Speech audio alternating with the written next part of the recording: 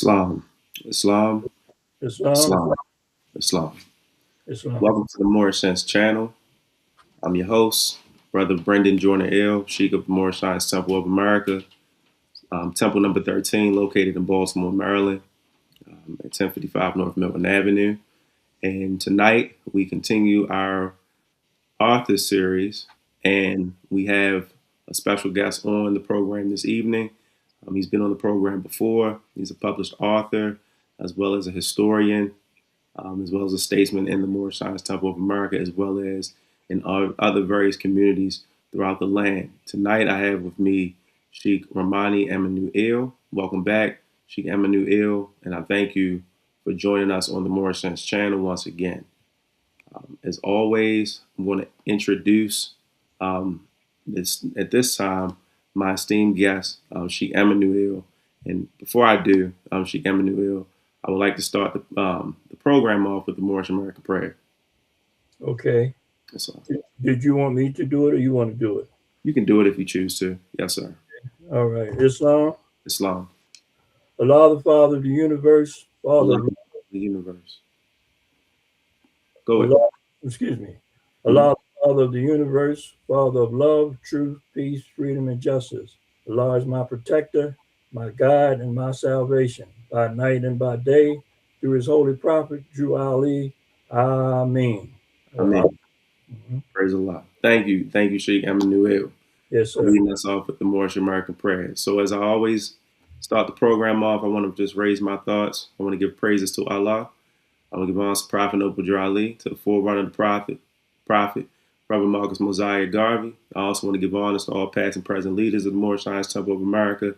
I want to give honors to everybody who's tuning in and those who are waking our people up to the truth about themselves, that they're not Negroes, colored folks, black people, Ethiopians. I want to give honors to everything that the Prophet gives honors to. And I'm going to just segue into the purpose of this specific author series.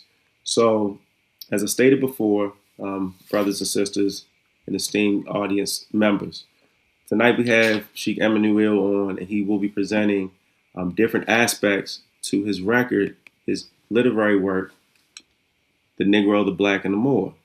And Sheik Emmanuel, I'm going to pass it over to you. But before we do, I'm just going to ask you a question. The question that came to my mind, and then let me just give you a little bit of background on how I came about getting a copy of your record, right? So, as you know, here in Baltimore, we have a store called Everyone's Place. If you're from Baltimore, if you've been to the Baltimore metropolitan area, you've stopped into Everyone's Place. It has so many different books, so many different artifacts, and things of that nature. And I was upstairs on the second floor, and I, went upstairs as I usually do. I think I might have been in the temple for maybe about a year, and I saw this book.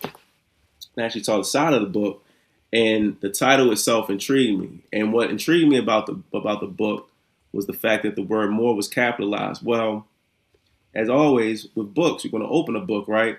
So I started looking at the book, and I said, "Wow, a lot of this history is all the history just about is pertaining to the Moorish American paradigm as it relates to Baltimore, Maryland.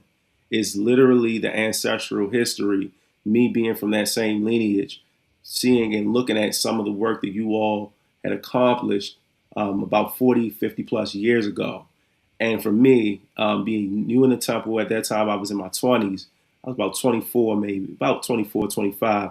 I said, I got to put this book in my rock pile. From there, I started investigating, just delving into it. As you know, we both have, a lot of mutual individuals that we have mutual acquaintances.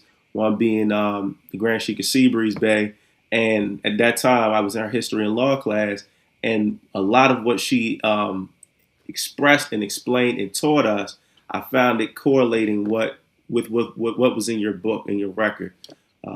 So I just wanted to just put that out there. So I know I said a lot. How was the title of the book developed? Well, first of all, let me give honor where honor is due.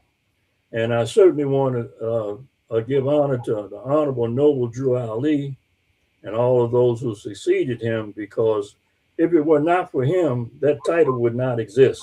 That's the first thing. And I want to give honor to all.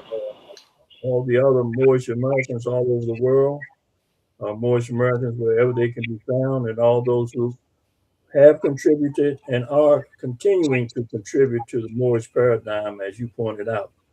So, covering everybody, I think that covers it. Once I covered Drew Ali, because as I said before, it would never, I never would have gotten this far. And when we were deciding on the title of the book, during the research of the book, we came across a lot of false identifications. And so one of the key things that attracted my attention is Act 6 Hmm. of the Divine Constitution and Bylaws, Act 6 of the Moorish movement. With us, all members must proclaim their nationality, and we are teaching their people their nationality so that they may not know that Negroes, colored folks, black people, Ethiopians. Well, at any rate, those lessons intrigued me. And at the time that I had joined the Moorish movement, somewhere around 1970, I joined under the auspices of Timothy Dingle, who lived in back of my parents. And if it were not for him, again, I would not have had a nationality card. He issued me my original nationality card, and I have all respect, for him. Even though that later in years I got connected with his brother, Richardson Dingle, who is probably about, give or take, maybe about 13 years older than Timothy. Hmm. But they always loved each other, regardless of what anybody would say. It wasn't a thing of we going against or being competitive. It's just that we were focusing on different parts of the history. So when we got down to naming the book, and we looked at the history of Act 6, I said, well, since we are not Negro, and that was a Spanish word, I'm going to cover some of that on the first pages of the book. Sure. Of course, the word black has derogatory meanings, even though I have pointed out in the book that we try to redefine the word Negro or the word black and make black appear as though it's something else. Just like Dr. It was one certain doctors I looked at, the ones that were instrumental to me, like Dr. Ben Yockerman, Yes.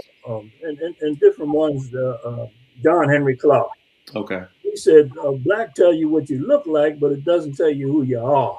That's right.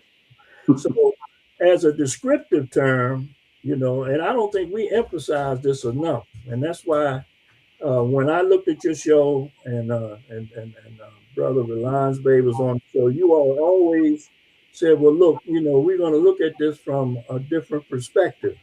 Yes. And whatever your perspective may be, then you adjust that perspective, or well, so we're not advocating challenging or a contradiction, of the Moors, unless it's something that's not in line with the divine constitution and bylaw. Right. So I figured that we capitalize the word Moor because Moor should take precedence over Negro. And I'm going to get into the reason why that certain things are in the book. But in order to start the process off, let's talk about the word perception. And perception, I had written some things down. It's the ability to see, hear, or become aware of something, either through your senses or also the state of being, Right. which is called ontology, you know, which is the state of being. And also it has other descriptive terms to it, like a mystical expression, and it has types of perception. And I'd like to give an analogy of what I'm talking about.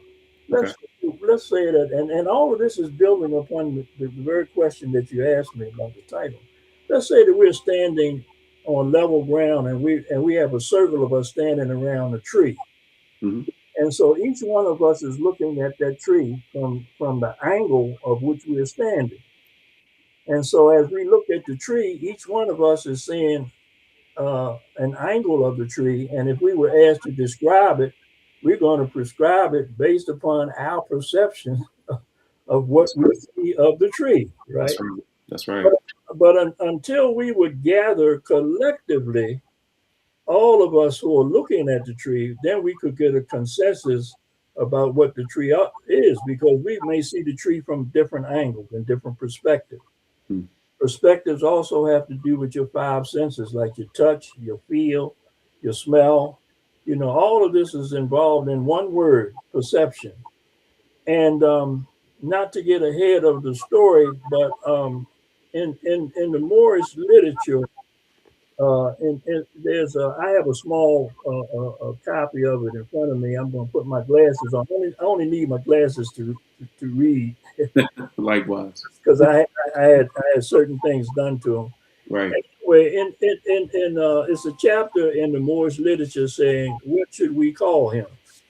And I'm not going to read that whole chapter, but that whole chapter is referring to a lot of our history and the Moorish history.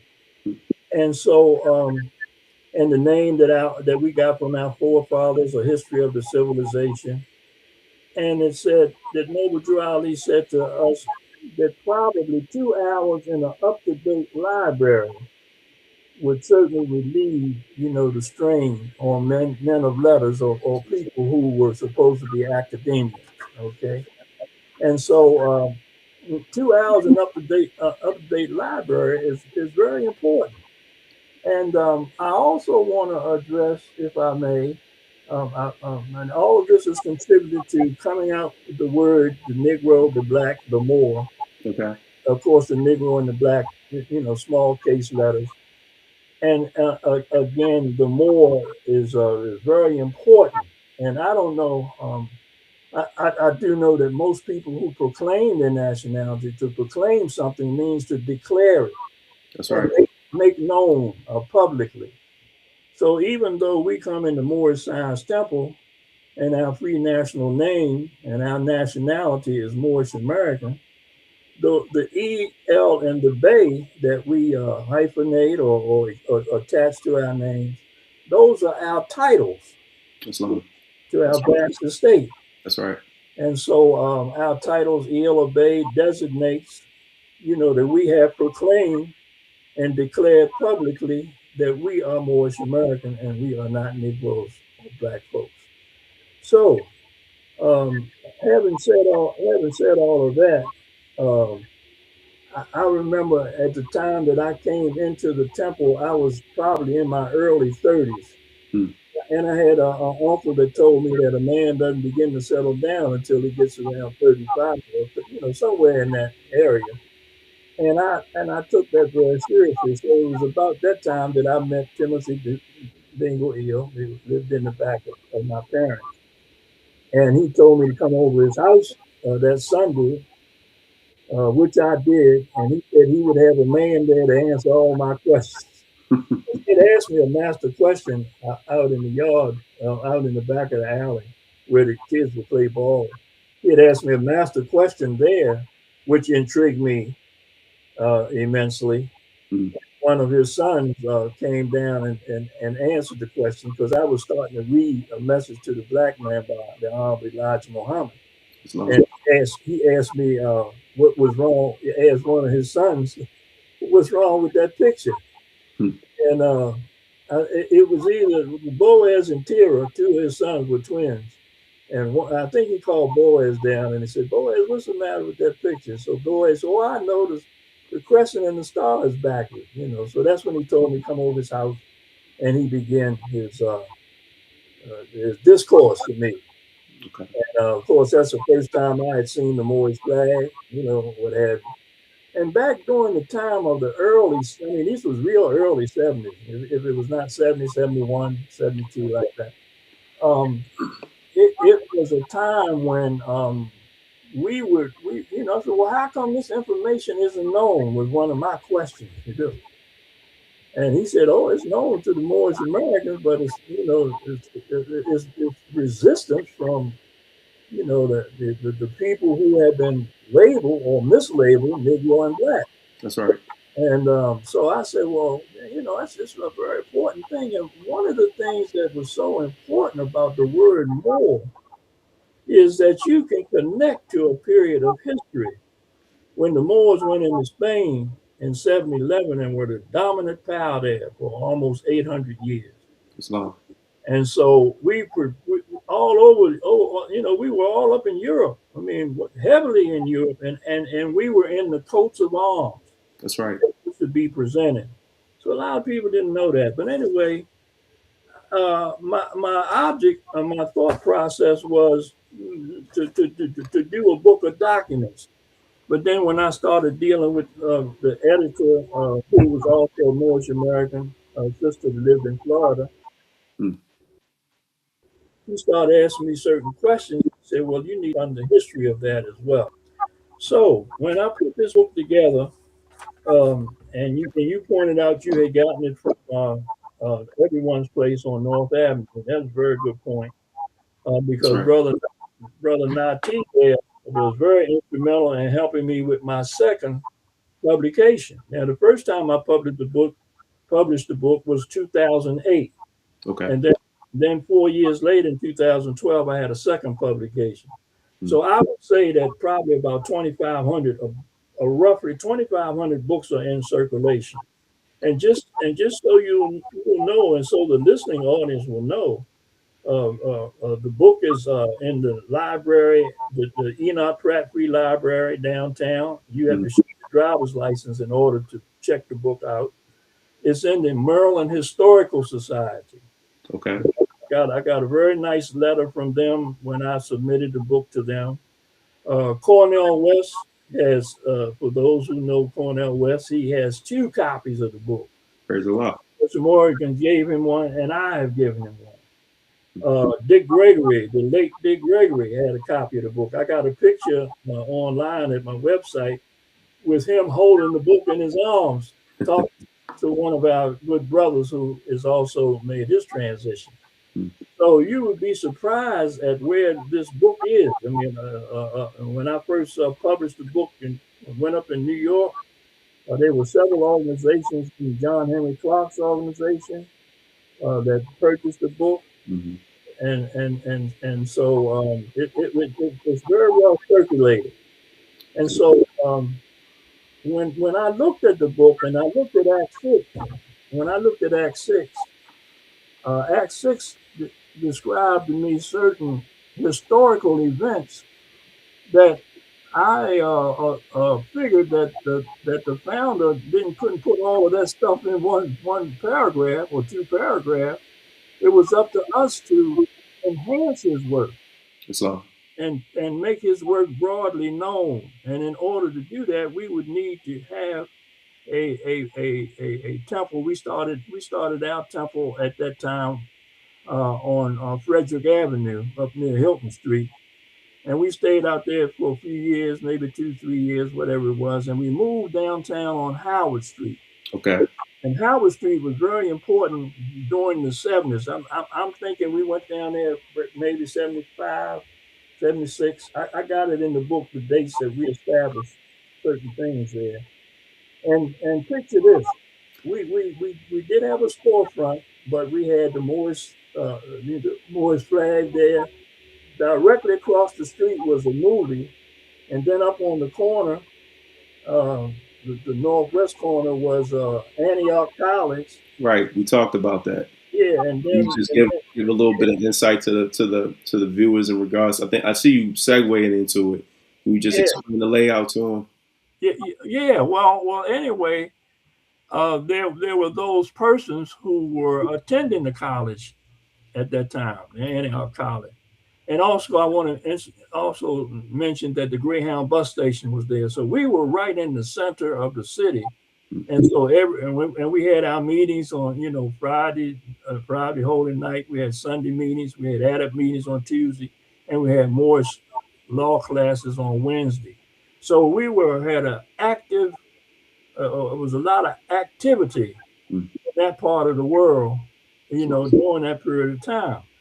Now, because we wanted to enhance Noble Drew Ali's work, we said we need to formulate a school, the Moorish School of Law and History, in order to provide an avenue where those persons could come in and get more information. Because during that time, we were getting questions from people off the street. How you know you're Moorish American? You know, where's your proof that you're Moorish American? You know, proof. They Don't didn't have need proof to proclaim that they were Negro or black. You no know, color.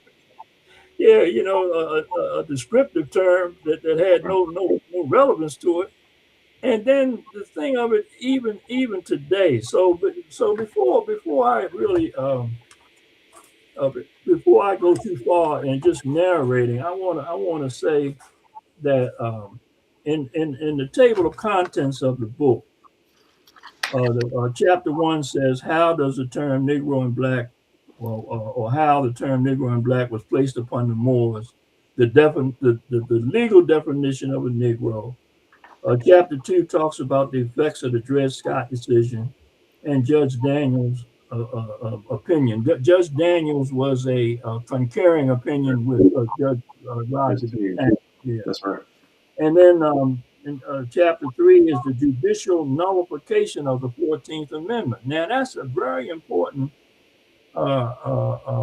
subject and to look at. The judicial nullification. In other words, there were some cases that went before the Supreme Court, starting with the slaughterhouse cases. Mm-hmm.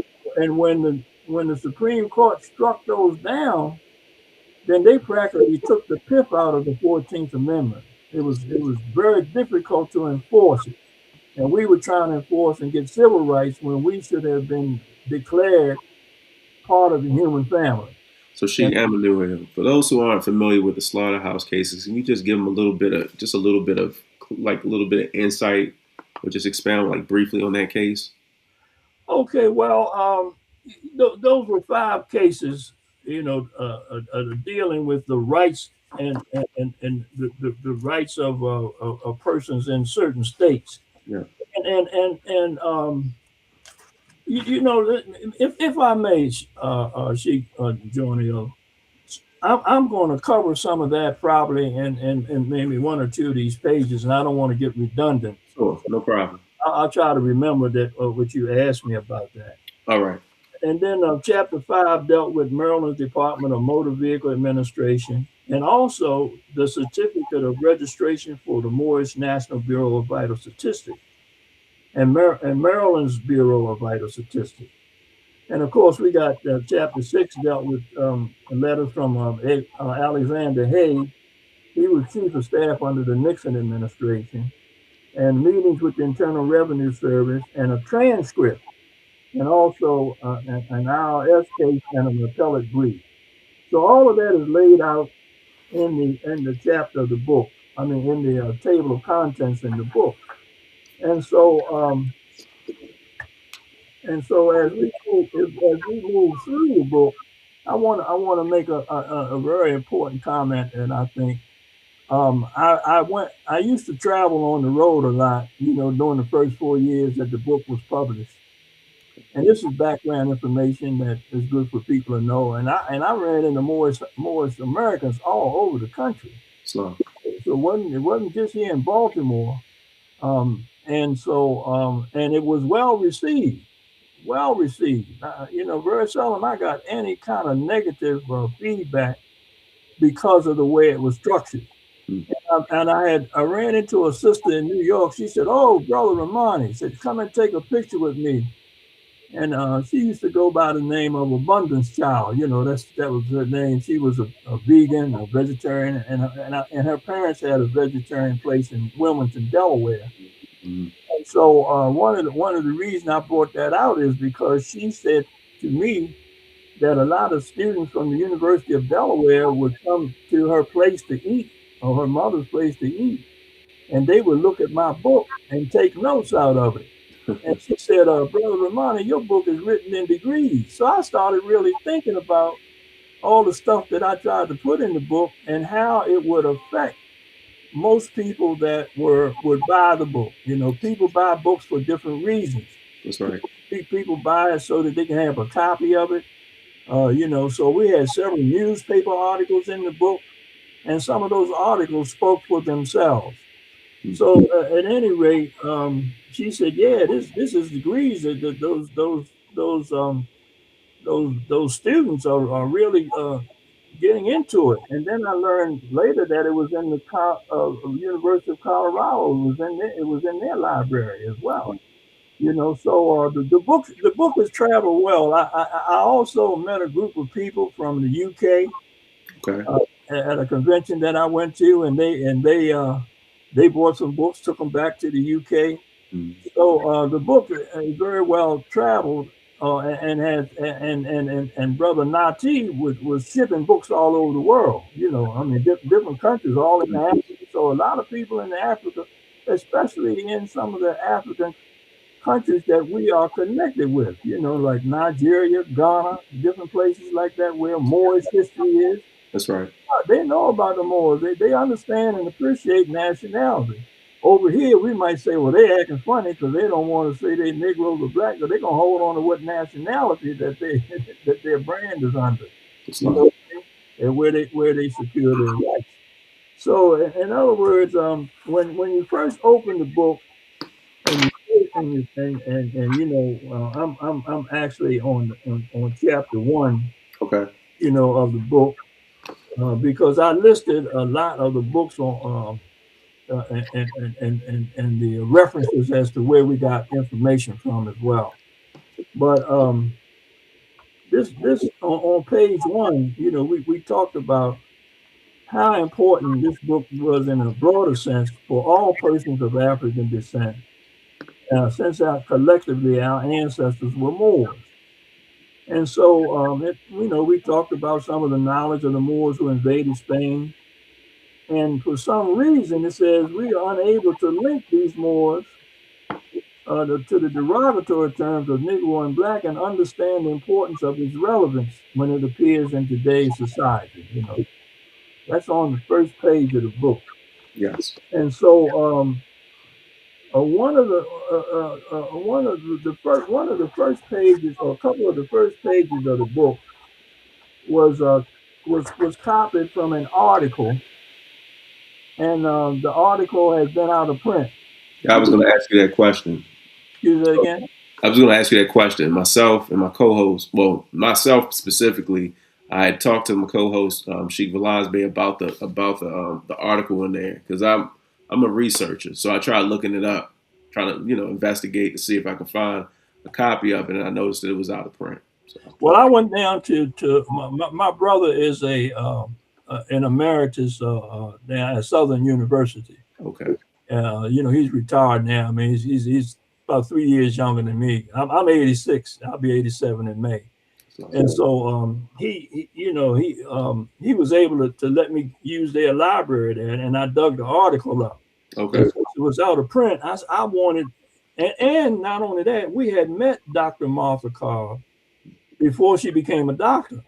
oh wow, So when she put this article in the paper, um, and I underlined certain portion of it, and how she talked about the term Moor mm, and why it should apply to us and different things like that, so people can get a lot of good information from Dr. Martha Carr in this early piece that is out of print, as you pointed out.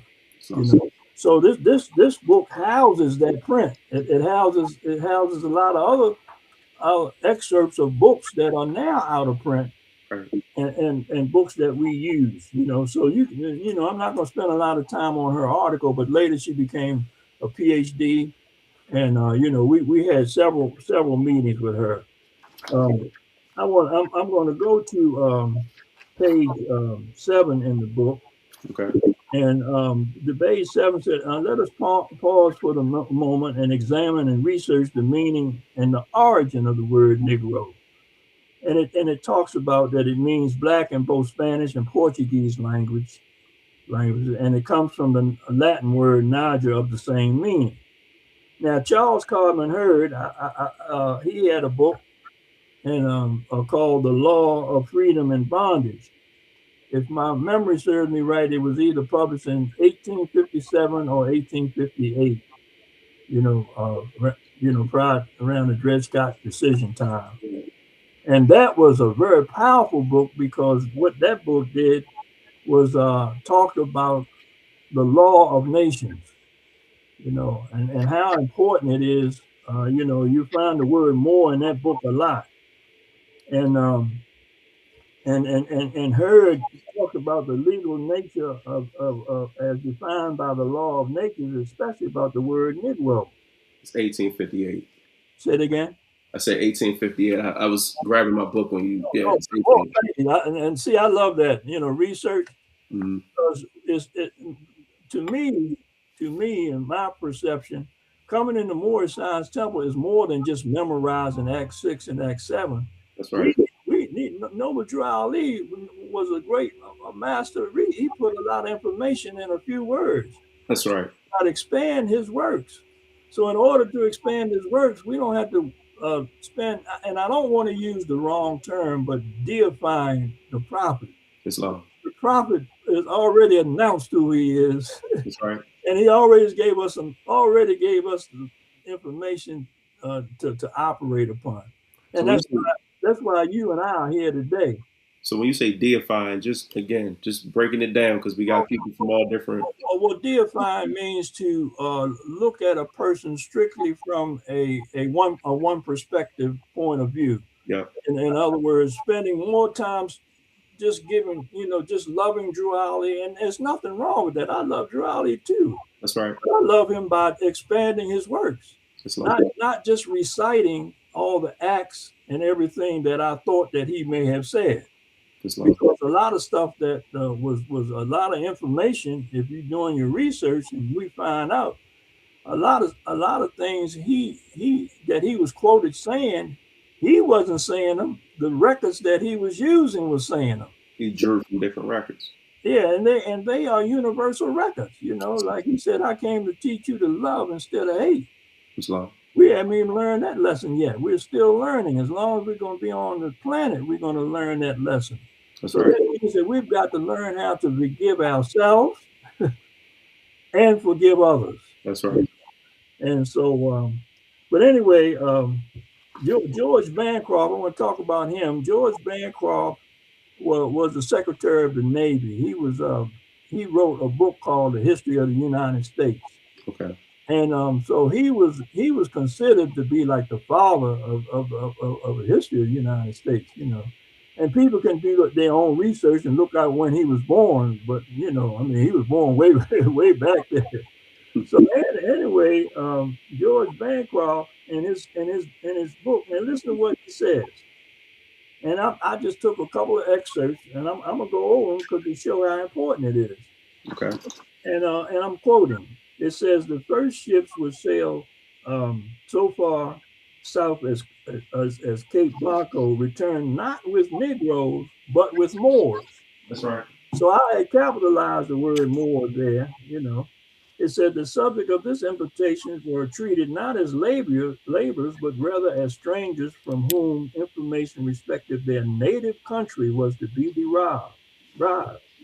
And Anthony Gonzalez, who had brought them to Portugal, was commanded to restore them to their ancient homes.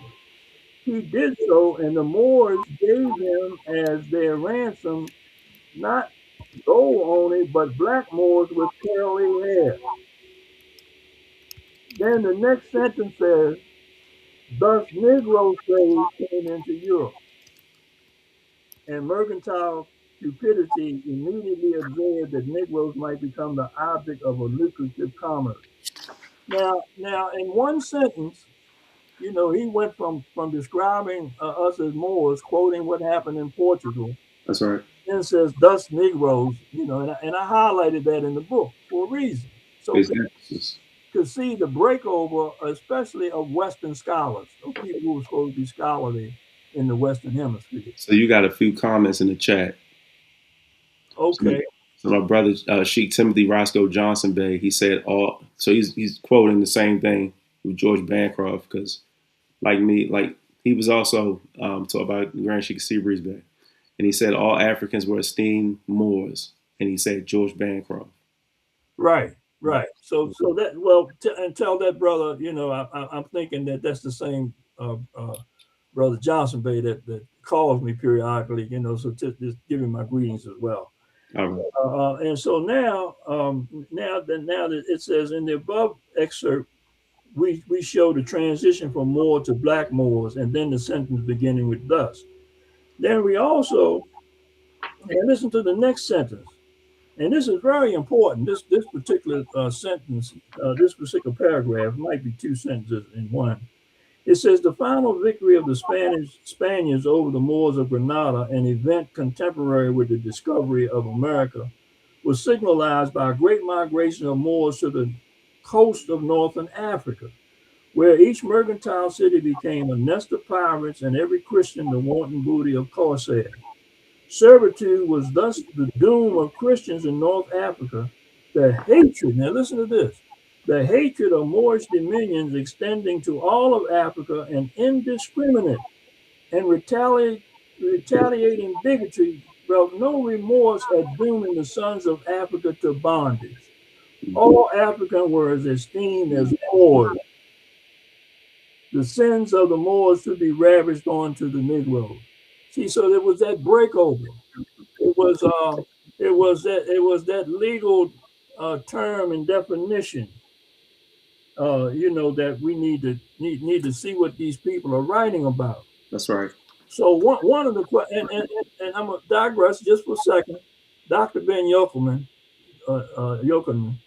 or Dr. Ben as people call him, very esteemed scholar, and he said in an interview that I saw him do 50 years ago, an old interview. And guess what he said in the interview? He said, "Oh, we were calling ourselves Moors then, and I wish that I had been at the interview because I'm saying, well, if we were Moors then, why are not we still Moors? That's right. What changed us? But the term Negro and Black tried to take precedent over it, and because and even today in modern times that we live in, there's still a lot of people still have not looked at the definition of the word black. They have not researched it. So when you look at the word black, you can't redefine a word that we use Oxford Dictionary, Webster Dictionary, all the dictionaries we use, and we're going to make black appear to be something else. Positive, right. Now, certainly the Moors were very dark complected. Noble Drew Ali said, our complexion is olives, but he said that for a reason. And so, when Europeans first come here, they weren't all called white. Not at all. That didn't come till later on down the line. That's right. Now, in our 101, it's in science, Moorish science, still talking Moorish science, where you define the word white. White means purity. Purity means God, and God means rule of the land. So that's a spiritual, definition. That's right. But still is legal definition as well. That's So right. that's why Noble Drew Ali would say the pale skinned nations of Europe. That's right. It's a distinction. It's a distinction between the two. Right. Mm-hmm. So we have got to so that was on that page. Now I'm gonna skip over to I think this is page 10. All right. And as I said before, we may not be able to cover all this, but I'm trying to give the listening audience my purpose here today. And since I'm growing in age and whatnot, and the Creator has blessed me abundantly to be present with you here today, spiritually, mentally, and I got a couple of things I'm working with. Yes, sir. It says here, I'm going down to one of the probably maybe the third paragraph. It says we have seen the word Moor takes precedent over the word Negro. The numerous derivatives of the word Moor in several different languages trace back to ancient Egypt, or Kemet, as we call it. Moreover, the Moors are not extinct. The Moors in America who have not proclaimed and declared their Moorish nationality still exist. but are historically still under the umbrella of the term Negro, Black, and Colored, as, as was introduced in Jamestown, Virginia. I quoted Booker T. Washington because I met Booker T. Coleman, I'm sorry. Mm-hmm. He said in one of his lectures that a person can't even begin to study history correctly until he or she studies the history of the Moors. That's right. Now, I have a videotape of Ivan Grand Sertima Okay. about this. I think it's called The Science of the Moors or The Moors in Science. Mm. And this videotape, I went online yesterday. I think people can still buy it. You know, he said he had to take 7 years off of his, studies Studies. when he got into the history of the Moors. And so, he's from Jamaica Jamaica. That's right. or Guyana. I'm sorry, Guyana. I think He's he's from. Guyanese. Yeah. I think he's I from didn't know Guyana. that. Okay. Yeah, yeah, he's from Guyana, Okay. and so and a lot and old. And see, I went over this in my mind about this interview we're going to have today. I also want to mention Brother J. A. Rogers. I was going to ask you about that too, because when you talked J. about the coats of arms earlier, it made me think about "Nature Knows No Color" line, and Okay, you see a lot of people who they post snippets of it online, but they never give credit to Brother J. A. Rogers. I just wanted to say that. look, J. A. Rogers was so important. We had a little pamphlet called "100 Amazing Facts About the Negro." Right. And so J. A. Rogers was so very important to our people. I don't hear people mentioning his name like you said That's right. earlier. It's important because he made several other books. The world's great men of color. Islam. You know what I mean? And we can see where Moorish leaders were very prevalent in his book. That's You know, right. he talked about the kinds of empires that we had, and people have no conception. I mean, I'm not um, trying to bash those who are still under the term Negro or Black, but I just don't. I don't want that attached to me as far as my nationality is concerned.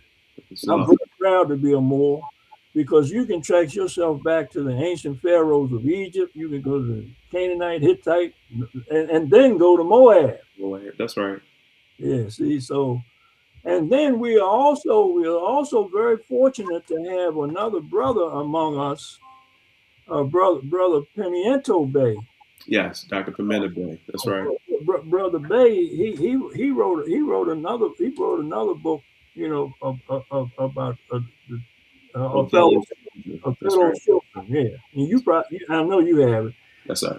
Thing is, I've been in a conversation with him since has retired, and he's also in charge of the African American Studies at Berea College, which is in Kentucky.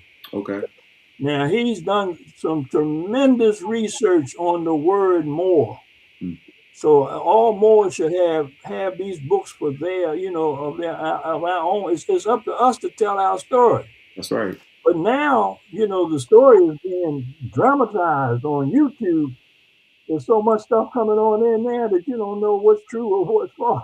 What's your take? I was going to ask you that. What's your take on that? What's your take on a lot of the artificial intelligence, as well as, like you said, the dramatization of certain things? Because for me, it becomes a little bit too much. I'm a historian, like by nature. I got my undergrad degree in history, went on for educational administration. So when I see certain things, I'm like, no, that's not quite how it happened. And it's not. I mean, a lot of the things that we see there are fabricated things, but that's a result of trying to hide a lie. That's right.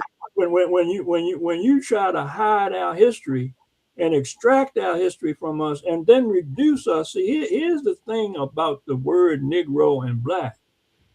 The legal definition of a person. A person has the power of choice. That's right. They have the power to choose. That's right. When you don't have the power to choose, you are like a thing. You're an object. Chattel property. Yeah, that's a good word, brother. Chattel property.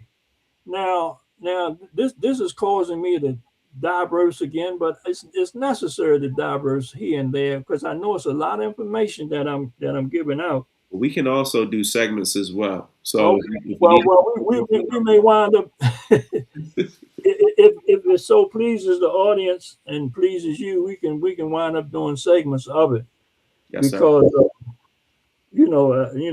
I was talking about I was getting into so many different subjects, about the legal status and why it's necessary to proclaim and take that to another level. That's right. And hopefully, you keep me posted on my time because I want you had asked me a question earlier about the Moorish Bureau of Vital Statistics, which I'd like to just touch on it briefly. We can whenever you're ready. And the But question, I'm not going to diverse here because I wanted to kind of stay, kind of stay where. yeah, Um, but anyway, people can read. Anybody that has the book or doesn't have the book, you know, like I said, I distributed it, and it's well housed at everyone's bookstore, and I know you can still get it there. that's But right. it's a piece of work that has excerpts of books here that are no longer in print. And I can tell you that for a fact. Um, I'm going to skip now. Here is an excerpt of something that I felt like I'm gonna skip over to chapter 2 because people who have the book, they can go through the chapter and see all the reasons why it's necessary to understand your Moorish culture and the contributions that we made to the world. Islam Not and that's not going to be erased. But if you don't know that you are Moor and you think a Moor is an Arab, a Moor not an Arab, at all. Moor meant any dark skinned person. That's So right. why wouldn't you want to claim a part of your history? Like people say, "Oh, we all mixed up. We don't know where we came from. We came from all over Africa." They get into all kinds of arguments. Like, well, the Moors selling Moors, and Right. but a true Moor is not going to do that. So what's your take on? Because it's a lot of things happening right now. Again, on the social media scale, right? You have it's a debate going on right now, and I don't get, as you mentioned earlier, Sheik Amenu, I really don't get into debates, right? Right. I'm doing a lot of communicating, but I'm following and watching a lot of debates between Moorish Americans and those of our brothers and sisters who still subscribe to Negro, Black, and Colored. And some people are attempting, not Moorish Americans now, but people outside the Moorish paradigm, they are attempting to say that Moor means black. Well, the issue with that is this. Yeah, Moors is any dark skinned person, no question about that. If you're looking at a descriptive term, but a descriptive term also has derogatory meanings. And so, why are we isolating ourselves from the rest of humanity? Islam.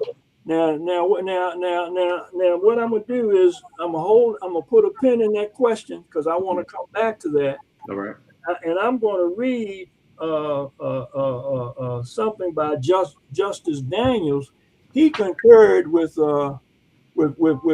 Justice uh, Roger B. Sanders. Roger B. Taney, right? And here's what he said, and I'm quoting him. He said, "Now the followings are truths which the knowledge of the history of the world and particularly of our own country compels us to know that the African Negro race," Hmm. he didn't say he said the African Negro race, "never have been acknowledged as belonging to the family of That's nations." right. I mean, that's clear cut. That as amongst them there has never been known or recognized by the inhabitants of other countries anything partaking Okay. of the character of nationality, civil or political polity. That this race has been by all the nations of the Europe regarded as subjects of capture or purchase, subjects of commerce or traffic, and that the introduction of that race into every section of this country was not as members of a civil or political party, but as property in the strictest sense of the That's right. term. Now that tells you don't have no At nationality. all. And see, but there's nothing forcing us to remain Negro or simultaneously But black. the choice of the Same individual, thing, right? the That's right. choice. Now, when we came out of slavery, when you asked me about the 1883 decision, I wanna share something if I can quickly go to this. Um, this is oh man, everything is coming right right like I Right. want it. It says civil rights cases, and it talks about the Civil Rights Act of March the 1st, 1875, and it talks about the civil rights cases of 1883, Mm-hmm. right?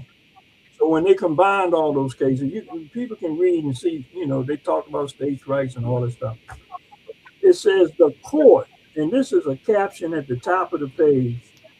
It says the court, excuse me, the opinion of the court that the rights which the law attempted to protect were social rather than civil rights, and that the 14th Amendment, or the federal government, I'm sorry, had no jurisdiction over these matters, practically putting end to the effort of the federal government to enforce the guarantees of the 14th Amendment. Now, in the prophet's history and the prophet's literature, he says there was no need for the application of the 14th and 15th Amendment. Now, the question would be, well, why would he say That's that? right.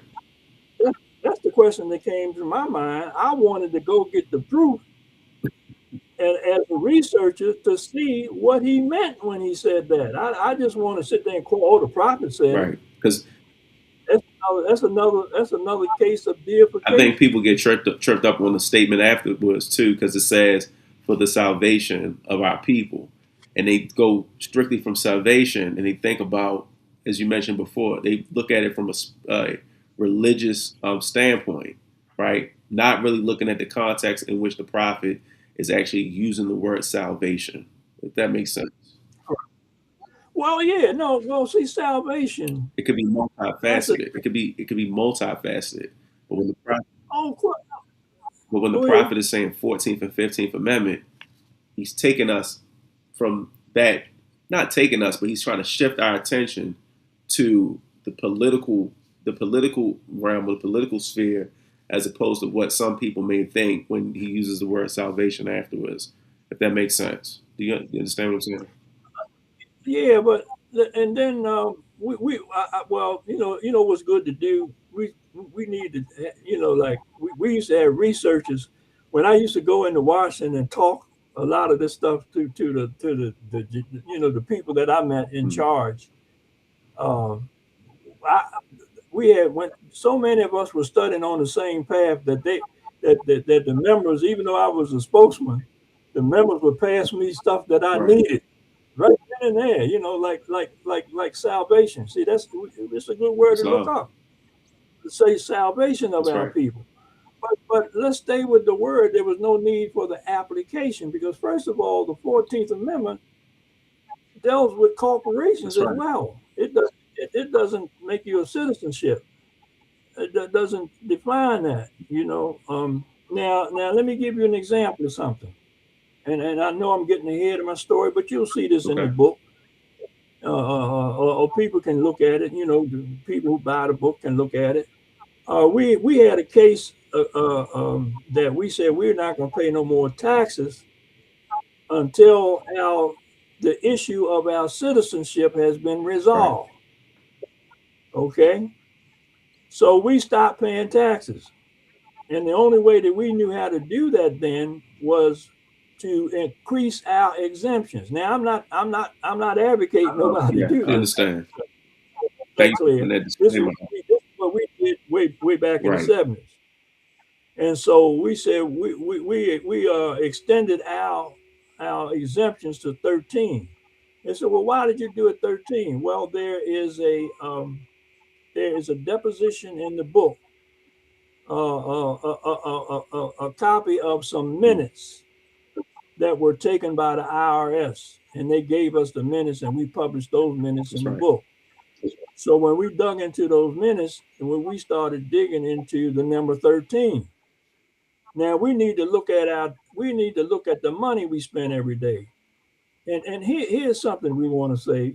This fez that we got on our heads, it's a place called Fez, Morocco. You know, I went to Islam. Morocco, and I was fortunate enough to meet with the crown All right. prince, who is now the king of Right. Morocco. Right. Okay, and so his father was so impressed that that we went to the National Press Club when his father, King Hassan, came here, and he was the one who set up the meeting with his son. Islam.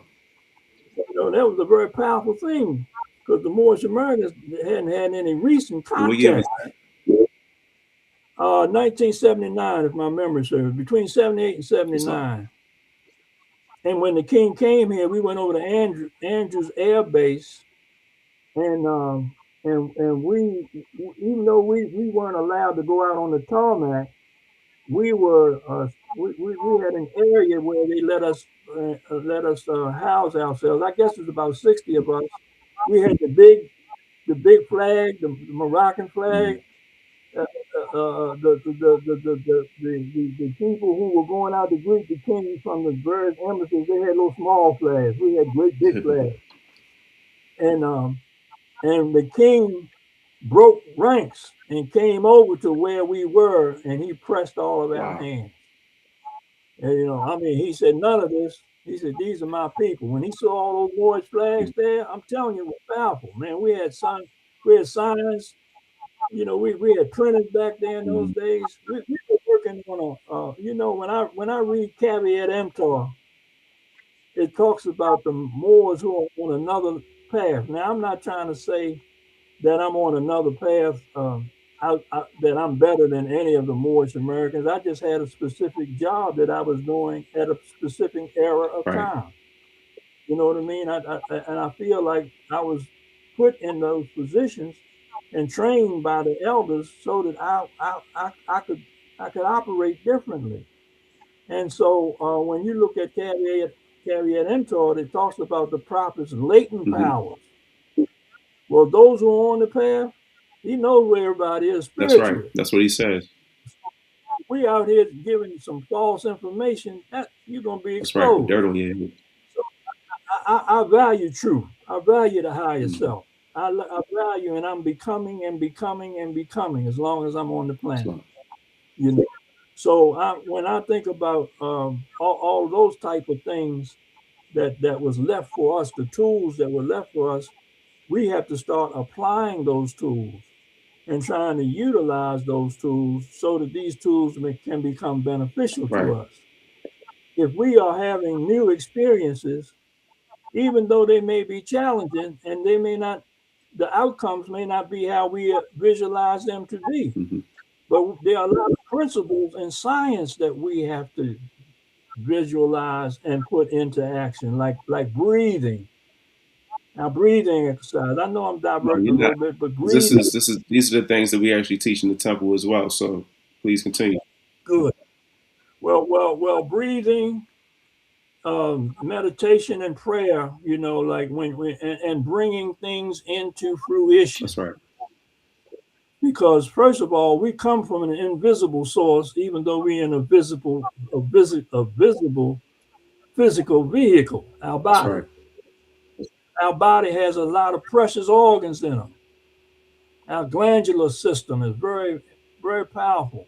And the more we understand how our system works, the more we are able to manifest and draw more power unto us. You know, we don't have to get in arguments with people and hate people and be jealous of people. That's not our nature. But we were created with it says a higher self and lower self. But it says he who knows well his lower self, knows of the illusions of the world, knows of the things that are Right. passed That's right. away. So he's going to become his higher self. And every time he feel like he's going to he gonna fall into his lower stuff. That's when you fight it. You use that That's right. tool, you The know, word is strive. yeah, to keep your sanity, to keep your principles, to keep your virtues alive. No, but that's what noble neutrality. That's why we wear these fezzes. The fez has a lot of dimensions to it. I ain't going to start getting into the Right. fez. You know what I mean? It was carried by caravans, all over Africa. So, but in a lot of old pictures, a person put on a fez, they should have some Knowledge. That's knowledge. right. Now, once you really get into understanding Noble Drew Ali, there's a reason he got a fez on and he's standing on the Mm-hmm. square. That's what we are taught. Islam. The question is, where is he standing when it comes down to landmass? Okay. See, we're not gonna cover that All right. tonight. But it's a lot of signs to where Noble Drew Ali, what he's We'll identifying. save it to the next segment. And he's looking at the all seeing eye. That's right. See, that eye, it measures things, measures land and things Mm. like that. That's why he said we are eastward from the river Nile, our habitation westward across the great Atlantis into north, south, and central for the earthquake Islam. over 2,000 years ago. Now, see, we inhabit Africa with our cousins. Our cousins are Hamites. you know, we, I could tell you which lineage we come out of. Right. Hamites, Cushites, etc. Those Yeah, are our cousins. That's right. Noah had 3 sons, right? That's right. Yeah, I mean, as far as the As biblical, far as the biblical says, right? Exactly. yeah, but that's another subject matter. But see, we have to learn things like one of the reasons, and people will come across this. I might be getting a little ahead of the story, but it's in the book. Everything I'm talking about is in the book. One of the reasons why we talk about the Levitical code is because that subject matter was discussed. You're talking about Leviticus 25:10, right? Yeah, Praise but God. in conjunction with Leviticus 25:10, Okay. it also talks about the 44th chapter of Leviticus, where you are serving for 6 years. The seventh year, you are released, and you are doubly blessed because you help the master accumulate his wealth. That's right. And the argument came up in the Senate, and we had researchers that went over to the archives in Washington D.C. and dug up the minutes of the Journal of the Senate and the Congressional Globe. That's two important pieces of information where you can find some of the minutes that talked about the original 13th Amendment and so forth, Islam. and how we were to be compensated. That's right. One other thing I wanted to mention too. When we look at the Emancipation Proclamation, Okay. the first paragraph says the first sentence says, on the 27th day of September last, the president issued a proclamation containing, among other things, the following to wit. So when you see the 63 proclamation, you're not seeing the whole proclamation. Right. That's He's right. letting you know that he's already issued something in September the 22nd. Islam. And it's a reason for that. It's a 100-day span between the 22nd of September and the 1st of January. You're right. That's right. See? And so he got additional articles of war. People don't know that Maryland amended its constitution to get some of the compensated emancipation. Hmm. That's in the records in Maryland. Now researchers, go look it up. Right. We seen it. That's why. How come we know it's there? I was going to ask you. You shared that with me too. So praise Okay. God. Yeah, Yeah. you did share that with me. Yeah. Right. But I want to hear for the listening audience. That's What right. I'm saying is you. I'm talking about. I mean, you got a lot on your hands just narrating the show and making it available for people to to get information. That's You know right. what I'm saying? And so yeah, there's a lot of How are we working on time? Well, right now we're at an hour and 4 minutes. You can continue if you want to. Like I said, we can also go. We can also pick up in different segments too if you choose to. So don't think you have to, Oh, go completely. But until until you feel the need to say, okay, we're going to yield, we're perfectly fine. We do okay. have some comments in the chat. A lot of Got people, a lot of Moors are saying Islam. Again, breathing meditation and prayer. We had Sister Sarah Brittman, who mhm. said that she's just a sympathizer, and she was just explain just just kind of like giving a little bit of her insight as to the flags, how she believes or perceives they should be displayed. We've gotten into this with people before, Yeah. and she's looking at the book, and Sarah, she did apologize for coming into the chat and kind of just leaning towards that. But no apology is well needed, Sarah. No harm, no foul. So we appreciate you just tuning in. Okay. Well, let's talk about. I'm not going to get into a debate about the No, flag we don't do because that. that there's no need. That's right. But That's our you, well, like some group of Moors, some different Moors displayed the flags opposite what they see on the book, right. and I understand why they do it. Right. Because they are dealing with protocol, of something that was already, something set up. Islam. But first of all, it doesn't say we're an American Moor. It says we are Moorish Moorish American. American. Okay. So we are Moors, right? Just Mm. just like Italian Americans, or Swedish Americans, German Americans. Now when you get into the League of Nations, for those who are doing some studying, you'll find out that the League of Nations wasn't all. I mean, the United Nations was not always the United Nations. It used to be the League of Nations That's before right. it changed its name. And so when you go back to study the history and the foundation of this hemisphere and this hemisphere that we live in, then you're gonna find a lot of things are turned upside down, like our thought processes. Right. So if you want to put the flag over, I'm not, like I said, I'm not going to debate that. That's right. I love all Moorish Americans. I know what they mean. When I see the two flags, I, Right. I, I respect and I love my Moorish brothers and sisters. At least they proclaim their nationality. Islam. That's right. I'm not expecting them to do all the studying that but it's incumbent upon us to study and to research. And so and you'd asked me to expound a little when we had Angela College downtown, we had a lot of brothers and sisters that came in that were going to the college pursuing their college degrees, Mm. and they didn't like the kind of history that we were being taught. They had to get their degrees so that they could be recognized as an academician. You know what I mean by that? Yes. Yes, Yeah. sir. And so and I honor that, but don't let your mind get turned upside down where you don't go in and dig up your old history. That's why we listed some of these books that you could go in, and the older the books, the better they are. I always say that. That's what I always say. Even in our Sunday schools, get the if you can get the first edition, second edition. Yeah, Yeah, Sheik Rommani Amenu and I, we're deep divers, so we look for those old records. the old records are beautiful because it shows you the progression That's and it right. shows you the thinking of those that existed during that period of time. I'm a diverse for 1 second. Sure.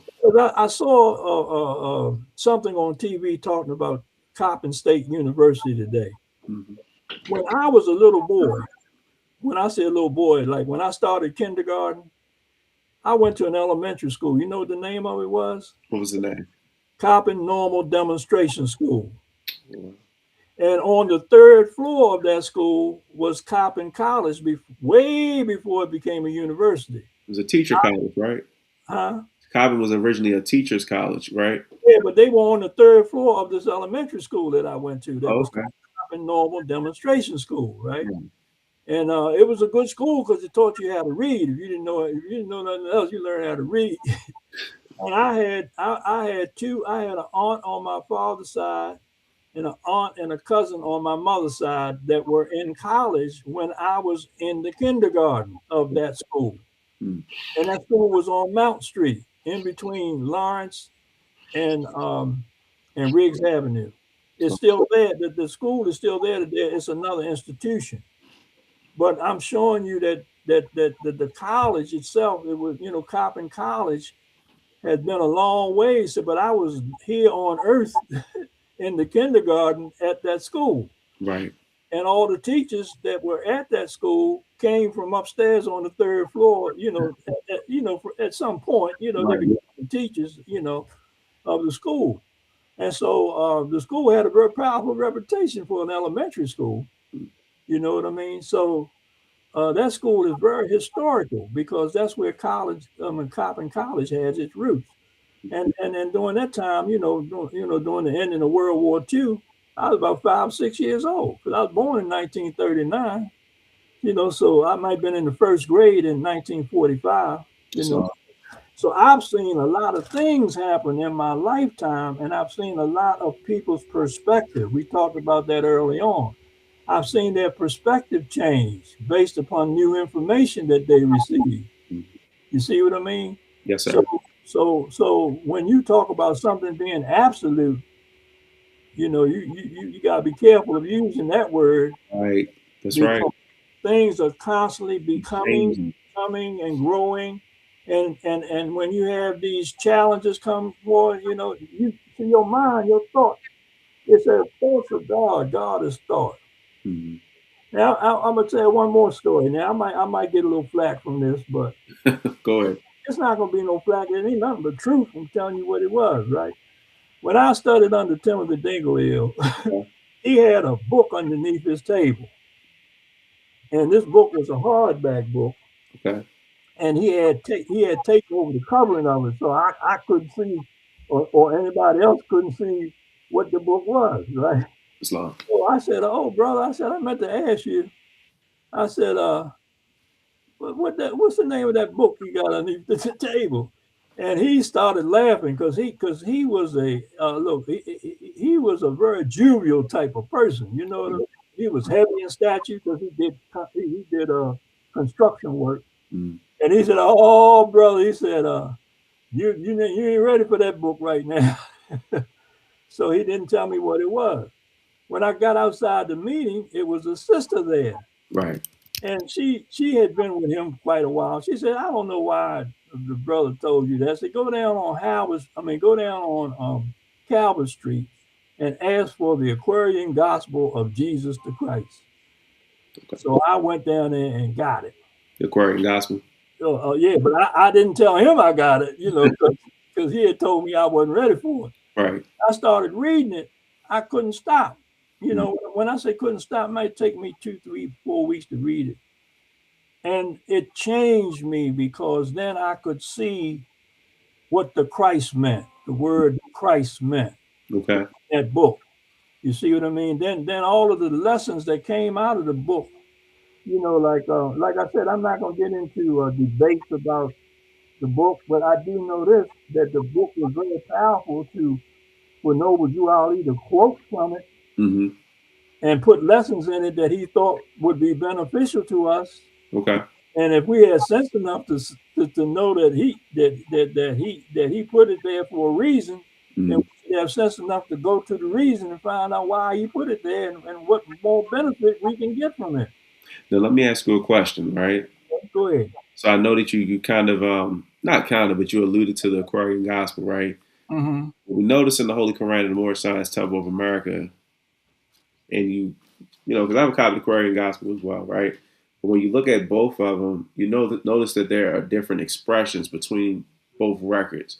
Why do you think the Prophet Noble Drew Ali changed, or as you stated, formulated certain expressions to not necessarily fit what we find in the Aquarian Gospel? All right. Well, you want my honest opinion? Sure. Now, and what I'm giving you is my honest perspective. All I right. don't like to use the word opinion. It's just my perspective of it. First of all, let's look at the time frame that Noble Drew Ali was on the scene back in the 20s. If we go look at some of the earliest documents, we will see that it wasn't any eels or bays The on text in document. the documents. That's right. Later on, those were added, Okay. and from the newspaper articles that we have researched from Chicago Defender and different articles like that, the the founder had to get a staff of people. Now, I was told, and this is a legacy that I'm told, that the prophet put his net out, and when he pulled it in, he might have any kind of all kinds of That's that's right. people in that net, and some of those people were on his staff. And so the words from the Aquarian Gospel, some of those words are so big. I mean, they're so they're interesting, but we get the main idea from it. Okay. It's just like when so it could have been the staff of people Hmm. that were assisting him in writing all of that stuff. You know what I mean? I don't know whether we should say that Noble Drew Ali wrote everything that's in there. He probably approved it, Right. but as long as he could get the point over to us, Right. get the vibrational energy that goes with creating books of that nature. Well, I think Because that's why he uses the term divinely prepared on the cover of the record. Prepared is different than, like you said, like you just stated, wrote. yeah, yeah, no, that's a very good point. So He said, divinely prepared, I right? prepared these lessons. Didn't say he never said he wrote it. That's right. And so, regardless, it's universal knowledge It's because all he said at the time appointed by the great God Allah, these secrets were revealed for the first time in ages. hmm Have these secrets been revealed, unveiled to the Muslims of America? Right? well, I mean, that's in the literature. that's right. Page So, 3. so the point is, look at the value of the lessons. We don't have to argue. He presented them and prepared them for us so that we would have them. I think people spend a lot of time just segueing into it on not trivial points, but we lose hindsight of the greater context, so to speak, or Yeah, the gist of what the prophet was, what he was demonstrating, and not only demonstrating, but like as you mentioned earlier, what he was trying to get us to go to actually get into the sense of self actualization, and right. then from actualization to actually mobilization, and making the lessons applicable to our daily lives, if that makes sense. No, it makes a lot of sense Okay. because Okay. you know what, and those of us that look, they said that a lot of us came on Earth with our eyes wide open. You heard that before? Yes, sir. And that means that we had come through past incarnations. That's right. So Incarnations and reincarnations. those of us are fortunate enough to be here. All we're trying to do is expand the works that the Honorable Jew brought. We're not trying to take nothing away from it. That's right. We are expanding his works because it's time that we come out the kindergarten and went into the first grade So, or the second grade, third grade. You know what I mean? yes, And so we don't stay one place unless we choose to do that. that's right. And if And you so do that, you get stuck. And if you're stuck, you're stagnant. You're not gonna, stagnant. you're not going to have no growth. Yeah, You you're gonna be know, stagnant. That's right. universal laws will tell you that. You know That's what I right. mean? Yes, So sir. all we deal is universal laws. The prophet was just sent to deliver some of the universal laws to us, the laws that he felt would be apropos to us during the time that he was on location. So, Yeah, and look how young he was when he left the plane. it was like 45, I believe. Yeah, 45. Yeah. yeah. Well, he born in 46. 1930. He left in 1929, and so he was born in 1886. So that's yeah, it's 40, what 43, somewhere. Yeah. Right.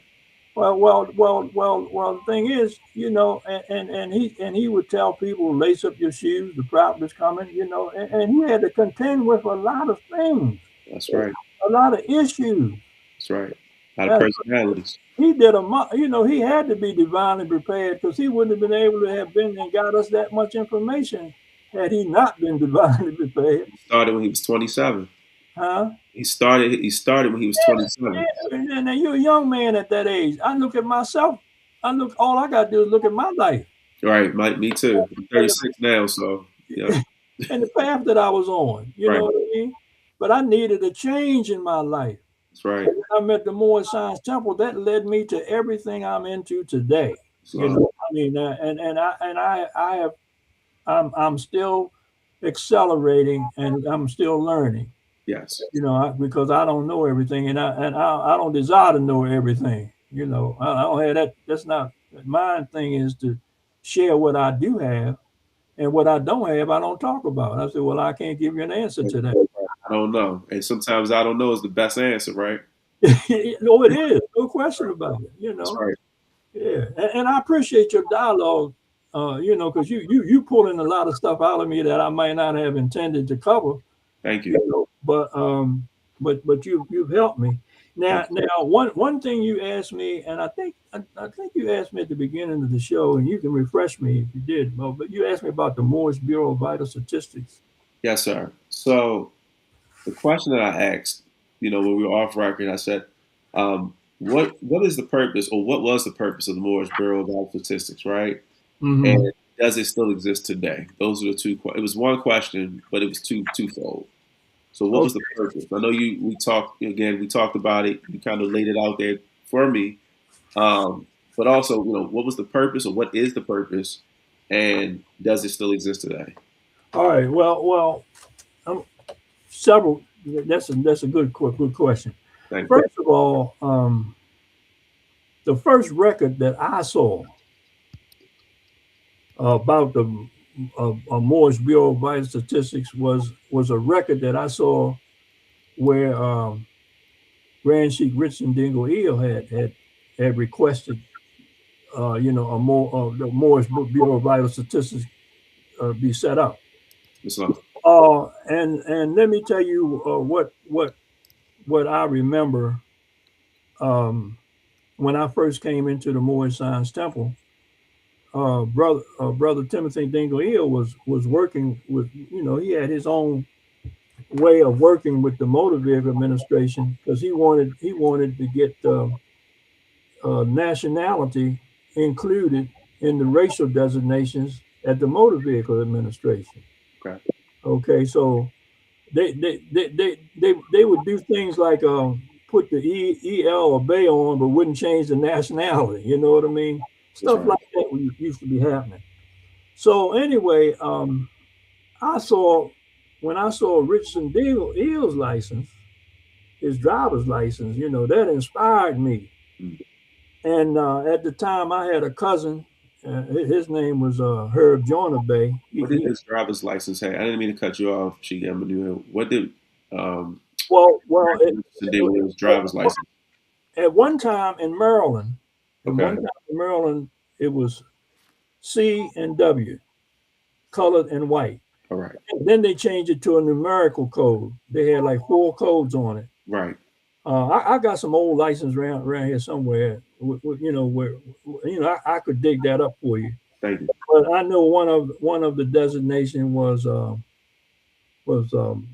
black color. It had black, colored, Negro, and it was all in one category. And that might have been the number one. And I had to go back because it's been a long time since I've been through that. But it's right. I got it right here. Some of that in the book. And so I do remember Richard Dingle telling me that if people came here from Nigeria, Mm-hmm. they would not list them as color. They would list them as white. Right. Now there is some definitions of the Caucasian and the Caucasus Mountains, Okay. which include the Northwest Africa. That's right. That's right. And so a lot of people may not know that. So the people from that region would be classified as white. Islam. So when we went down to the driver's license, I used Richardson Dinglesdale's license, and we went to the Attorney General's office, Okay. and we designed a certificate, Hmm. okay, Yes. for the Moors to use. Right. And after many meetings and designations, that certificate became accepted Islam. at the motor vehicles. And so about 60 of us had our racial designation changed, and we were dealing with the 101. White means purity, purity means God. You know, we were dealing with purity. We Right. were dealing with pigmentation, Right. but we didn't want black because that had horrible meanings to it. Islam. You see what I mean? And so and so eventually they wrote me a letter which I published in the book saying that they're gonna take all of that off the driver's license. Mm. They still And have it codified though, because like even if you go to motor vehicles, right? mhm, To this day, myself and another sheik, we went to motor vehicles, had to get some stuff, situated in regards to, getting the ill or the bay affixed. One of the right, other, not both, right? okay, And I sat down with the director, and it very professional, very professional dialogue. But they expressed and explained to me, even now in motor vehicles, they still have a codification on their computer screens. So just for the Moors who are in Maryland, if you are renewing your driver's license, whatever the case may be, and again, this has nothing to do, and I'm just segueing Sheik Amenu. This has nothing to do with sovereign citizens moving, right. nothing like Oh that. yeah, no, right, Always right. put it out there like that. We're not talking that type of lingo on this channel. We're talking history, and we're talking about how can I say it? A continuation in regards to our lineage. So myself and the sheik, we sat down with the director that day, and she actually showed us that it's still codified, but it's not codified on the actual driver's license. Okay. Two reasons: Real ID Act being one, and number two, the work you all did back in the day, where they don't put it out there anymore. But they still, if people aren't careful, you can still be, classed as a Negro, black, or colored. They Now, have black. who would make that determination? One of the administrators that are there. Yes, sir. So the person at They the would look, kiosk, they would look yeah, at you, right?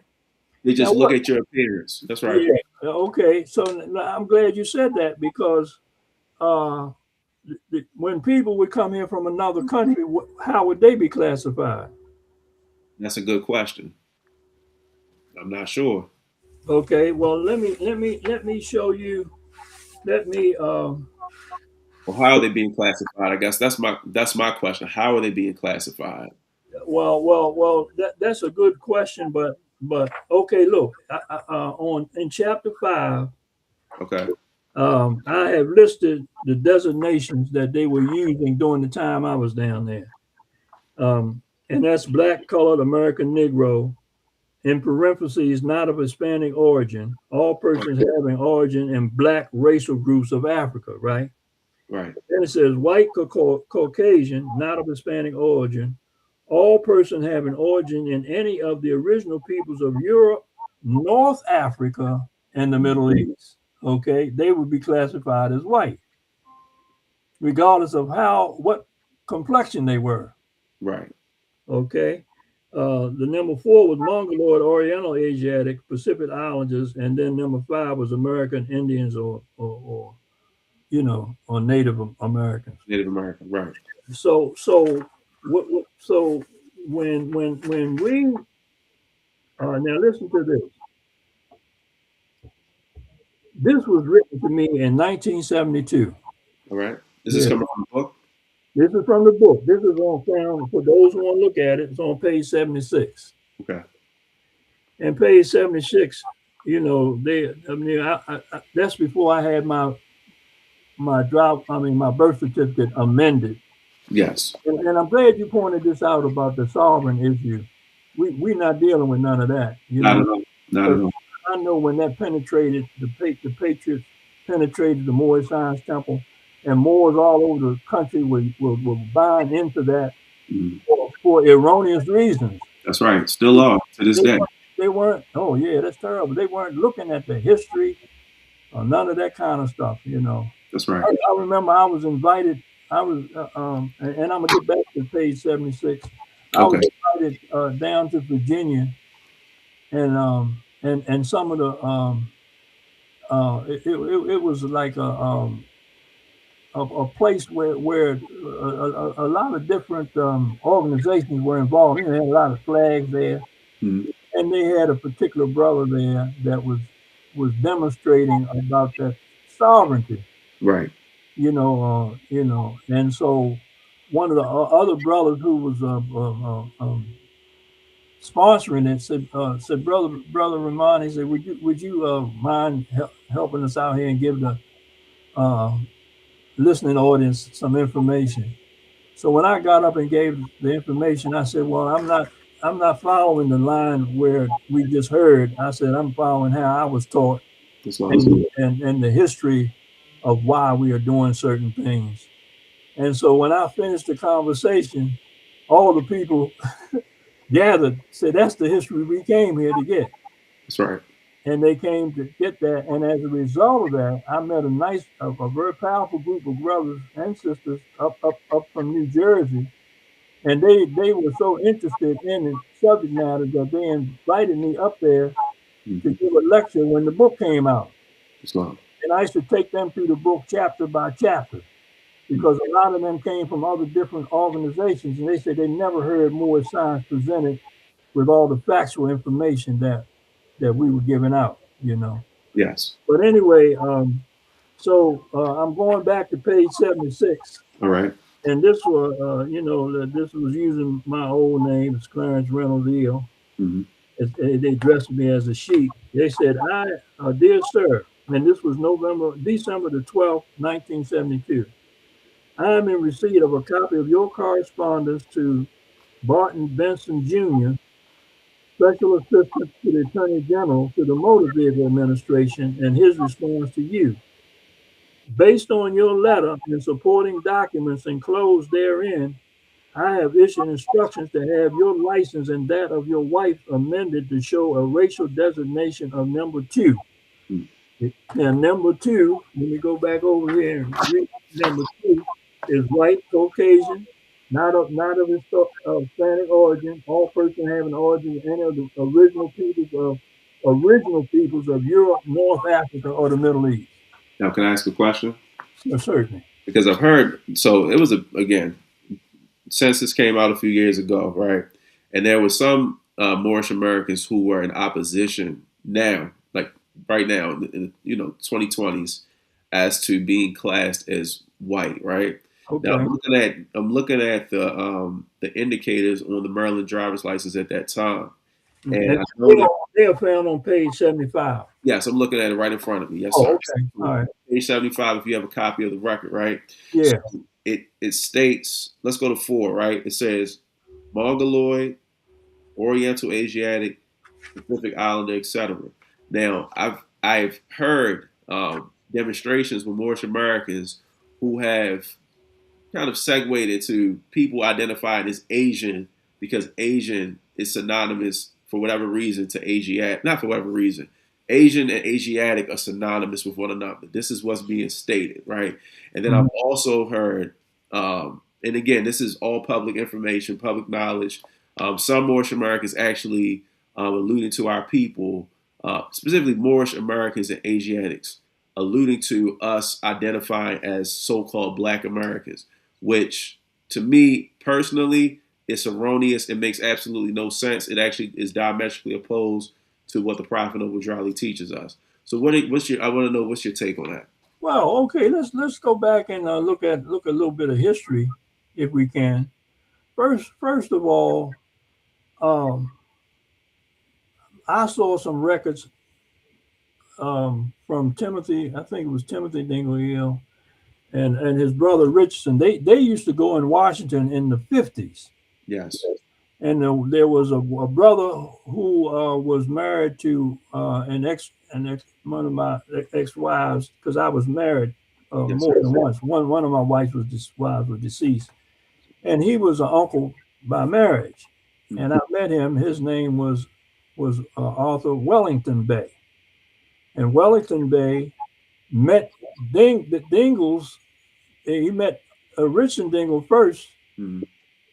In like 1950, maybe. Yes. And then he met his brother Timothy as time went on. And so he became the secretary when the Moors were down on 1221 Myrtle Avenue. Islam. And so I did an interview on him. I tried to post it on my website, but I got to do some more work on it to get it published right, because he was from Center Reach Island, New York. Okay. Okay, so when he came to Baltimore, he would not go into the military. He was being drafted. He wouldn't go to the military unless they presented the Moorish flag or inducted him as a Moorish American. Right. So they went before. Now I have a now for researchers. This was an article. You might can't see it all right now, but I tell you when it was printed. I I think think it I was have a copy of that too. uh, I think I may have a copy. Is it pertaining to the draft? yeah, Okay, go ahead. Yes, sir.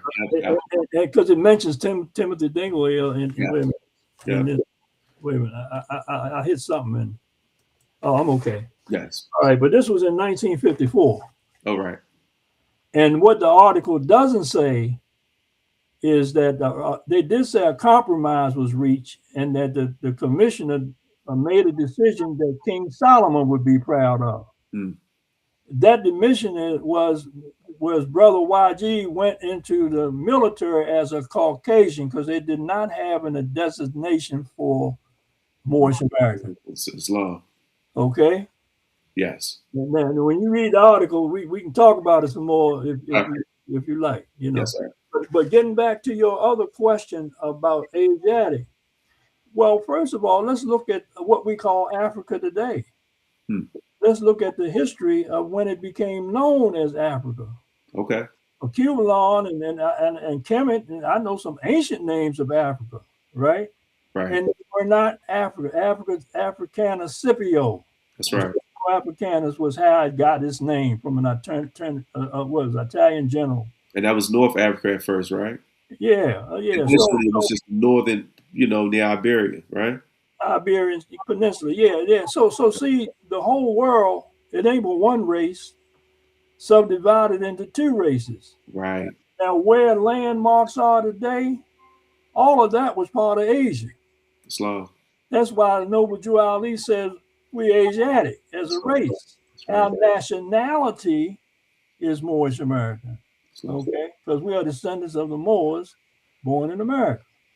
So when we go back to the whole world being known, I remember one of the other brothers, a brother from another organization said, Egypt is not our home, Egypt is our throne. Hmm. You know what I mean? No, I know exactly who said it. Yeah. You know who said it? Brother Khalid. Was it Brother Khalid Muhammad? It certainly was. Yes, sir. Okay. Yeah, right. Yeah. So, and he gave honor to Drew Ali as well. Yes, he did. Okay, so he now, also said he was a Moor too. Oh, no question. Right. Yeah, absolutely, bro. See, well, you know, it's a pleasure to talk to you because when you talk to one who has done research, yes, sir, it's so important. Yes, I can't stress that enough. Thank you. We just go on hearsay. We can't go on there. We gotta know something. You know, we gotta know everything. We gotta know something. That's right. And so when we look at the whole world, you know, and in fact, when Jesus went into other lands of places, he said, "Your heaven is not a country to be reached; it's a state of mind. Heaven and hell is not above or below, but within." That's right. See what I mean? Yes. So when I heard those type of lessons, I look for the master within. Mm. I'm studying when we say Allah, Allah is an Arabic word for God. That's right. Okay, but when I like to talk about the divine, the cosmic, you know, right. the energies that brought this all into existence. Islam. And so we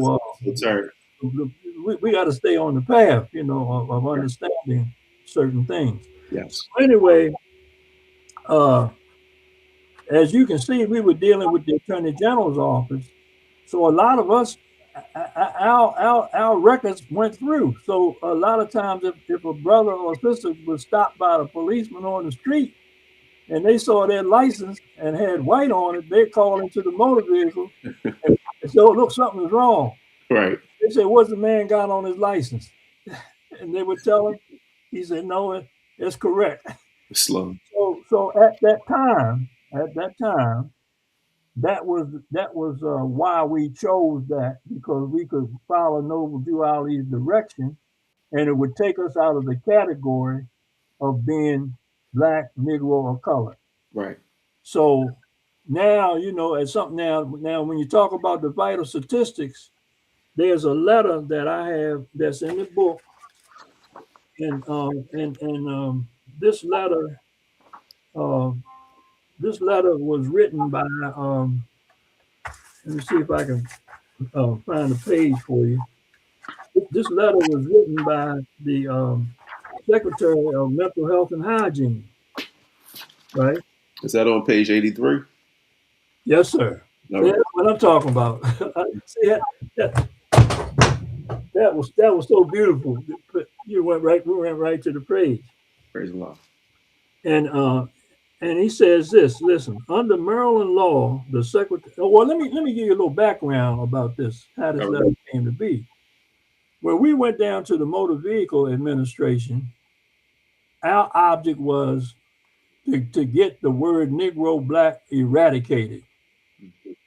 We wanted it taken away. We said it's an erroneous term. It was placed on the Moors, but here's the issue. You had a lot of Moors in high places working there, Right. and they did not know this history. Mm.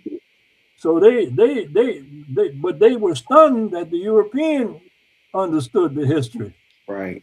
See, they were stunned when we were able to at least have a conversation with the European about our origin. Mm. And so it was a learning process for them. But we couldn't just unilaterally impose Moors on all of the, we wanted them to change everybody. Right. So he said in his letter, he said under, let me see if I can, and this letter was written in 1974. He said under Maryland law, the Secretary of Mental Health and Hygiene is charged with the responsibility for collecting, and then this is going to answer part of the question, collecting, registering, and preserving certificates of birth, death, and fetal deaths, the Annotated Code of Maryland, Article 43, Section 14. Since these and related functions are specifically assigned to the Secretary by law, they cannot be delegated to an agency outside of the Maryland Department of Health and Mental Hygiene. However, members of the Moorish Sense Channel of America do have available to them a mechanism for changing their names on their birth certificate. Upon receipt of a court order or certificate thereof changing the name of a person born in Maryland, and upon the request of the individual concerned, his parent, guardian, or legal representative, birth certificates can be amended to reflect the new name. And that gives you a certain article. As far as I'm aware, the Department of Health and Mental Hygiene could neither sanction nor disapprove the establishment of a Moorish Bureau of Vital Statistics. Right. Many organizations do establish record keeping systems for their own special purposes, but these are outside the purview of DHMH. And it wouldn't stop them from keeping their own records. That's what he said. Okay. It was a little bit more than that. I didn't read that. But here's the point: having our Bureau of Vital Statistics, we could record all of our births or deaths within our community. We could keep our own records, and eventually we would grow so large because we can imagine how many Moorish Americans they are that have proclaimed their name all across the country. That's right. And those who don't know, like, Yeah, I'm working for a lot of ills and bays, and they had no idea about the prophet or anything of that nature. Even the Moorish Science Temple of America. yeah, but yet they carry the title Eel and Bay. That's right. But see, that's weird. That's why we have a Moorish Bureau of Vital Statistics and a School of Law and History, so that we can teach those things necessary for the people to become better citizens. Right. So proclaiming and declaring your nationality, that's the first step. But if we had a Bureau of Vital Statistics for those who are aware, Right.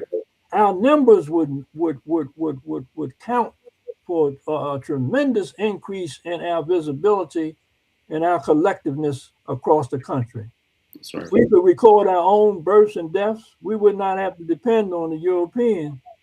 He's gonna keep his records until the whole system is changed. That's long. That's Now, true. one of the things that Timothy Dingley and Richard Dingley is when they had the Defense Department agree with their definition of the racial categories. Right. That's in writing.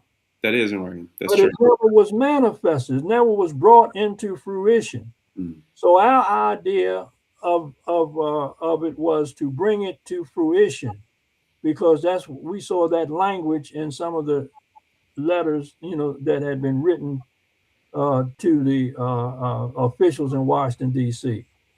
Now, when I became inactive, a lot of I would get a lot of mail from people who were interested in setting it up. You follow what I'm saying? But I think it has to be collectively set up and in agreement, so that all of those Moorish Americans all over the country will be on one accord. That's right. In other words, we can't do things haphazardly and then create confusion. But the more education and enlightenment. See, when we become enlightened, that means, I think that's part of the that part that you just mentioned, like enlightenment, and then also research. I think some people have a misconception as to research. Some people think that, and I don't see some people because that's generalizing, but I think at times, right, people think research equates to intellectualizing things. I don't see research as intellectualizing. I don't see that. I don't even see it as philosophizing, philosophy or trying to present a specific philosophy. I see it as, okay, we have the ability to unearth specific things. If the Prophet Noble Drew Ali, or just any text that we may read, right? I'm really big on, as you mentioned earlier, breathing, meditation, energy, polarity. These are the things that speak to me, right? And if I find that there is a something that's synonymous, or a continuity between the prophet's lessons and what I may be reading in conjunction with that, then I'm going to bring it out, as long as it's in line with what it is that I'm studying, right? Even if it challenges it to a degree, I'm still going to bring it out, but I'm going to find how to make everything applicable, so that if I'm teaching or demonstrating in front of a group of Moors or whoever it may be, I don't lose anyone or I don't confuse them, if that makes sense. So oh, I don't look at this like, even what you present in your record, I don't look at it as a matter of intellectualizing. I actually appreciate it because it's a historical reference point, and it is somewhat, not even somewhat, it's inspirational as to what you all did 40, 50 years ago. And what I appreciate too about what you stated in regards to the Grand Sheik Richardson Dingleo and the Grand Sheik Timothy Dingleo, you all noticed the work in your youthful age of the work they did with the Department of Defense, and you decided to take what they had and to continue to build upon it. And I think that's the disconnect, just speaking perfectly honest, with my generation as to the previous generations. We put a lot of thoughts out there, but there's not a continuity as to, okay, how are we going to get this done? Who can we put in place to actually be the investigative department, the research department? You know, it's only a few people who really are going to dedicate that time and effort to get those things done. that's a brother. You said about 20 mouthfuls right there. So, What you just articulated, and that's the problem. You know what I mean? Because I look at research. Some people say, "Oh, brother, you heavy. You did this and that." I don't look at myself as being heavy.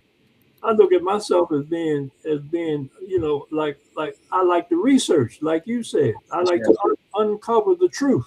Right. All we're searching for is truth, and as much as we can. And so when you research something, it enables you to present it in a better manner, and you don't have anything to fear, because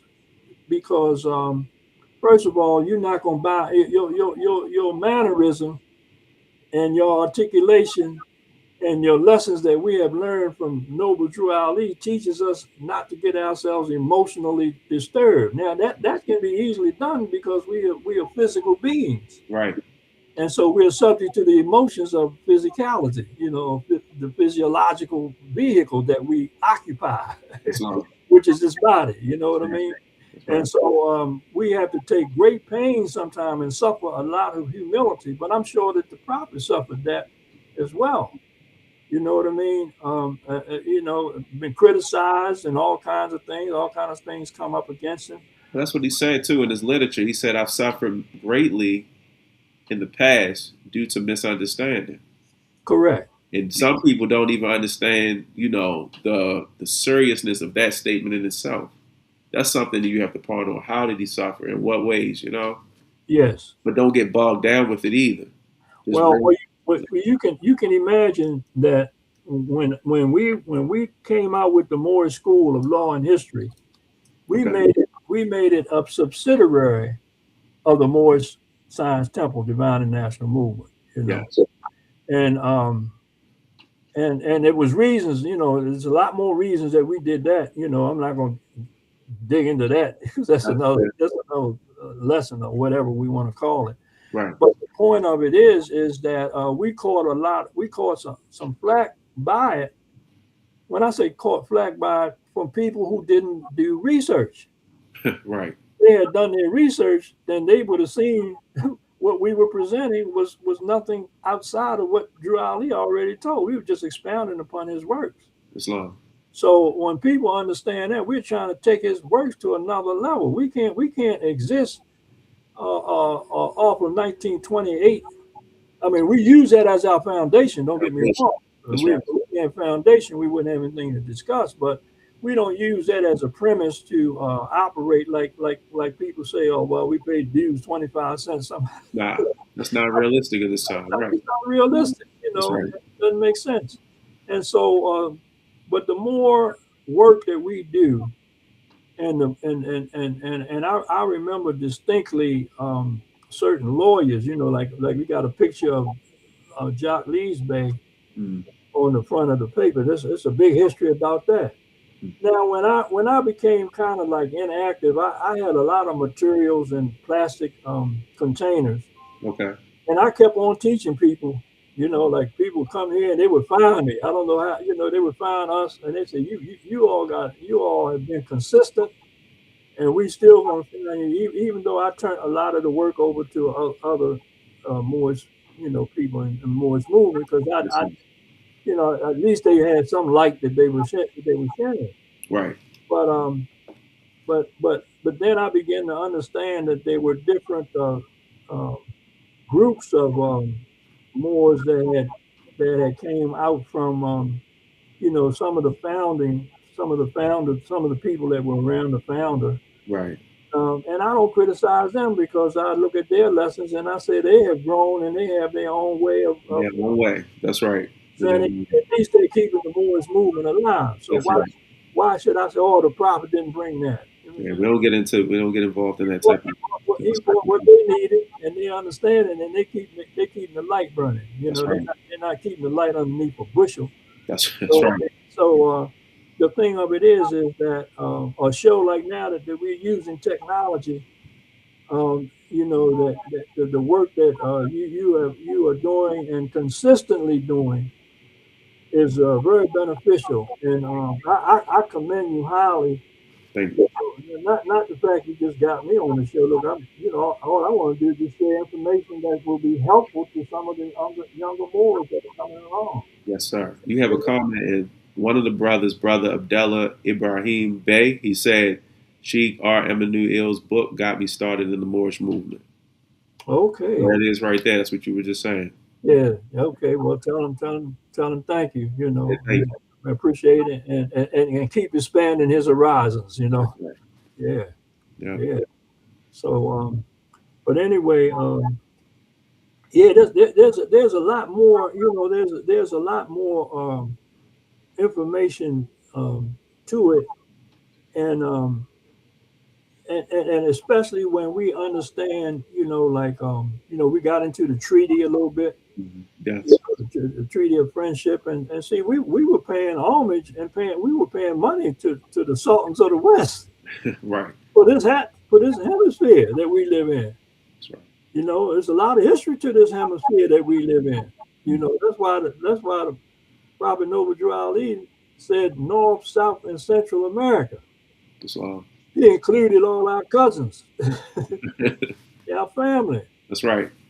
The human Oh, we factor. got and that's why I make sure that that we recognize people from other nationalities, and especially like down in the islands and Right. places like that. South America. That's right. Central. Oh Come man, in. like all down in the islands, people understand that They are a little, cousins. a little piece of land is so important. That's right. Oh, hold it, man. I'm from Trinidad. You know what I mean? Right. Now they hear the black and all of that, but see, people are getting it confused.